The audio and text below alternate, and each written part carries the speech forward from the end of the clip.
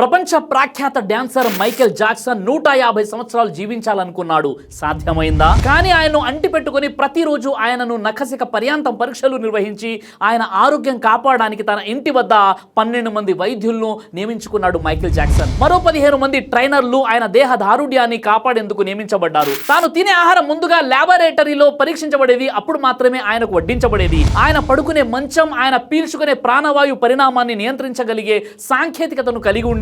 ఆయనకు ఏ అవయం ఏ క్షణంలో కావాలన్నా ఆ క్షణంలో ఇచ్చేందుకు అవయవదాతలు సర్వదా సిద్ధంగా ఉండేవారు. ఈ అవయవదాతలందరి యోగక్షేమాలు ఈయన సొంత ఖర్చులపై చూసుకోబడేది. ఈ వసతులన్నింటితో ఆయన 150 సంవత్సరాలు జీవించాలన్న కలతో కోరికతో జీవనం సాగించాడు. 50 సంవత్సరాల వయసులో 2009 సంవత్సరం జూన్ 25వ తేదీన ఆయన గుండె పనిచేయడం మానేసింది. ఆయన ప్రాణాన్ని నిలబెట్టుకోవడానికి ఆ 12 మంది డాక్టర్ల నిరాఘాట నిర్విరామ ప్రయత్నాలు ఫలించలేకపోయాయి. పుట్టిన ప్రతి జీవి మరణం యొక్క రుచి చవి చూడవలసింది.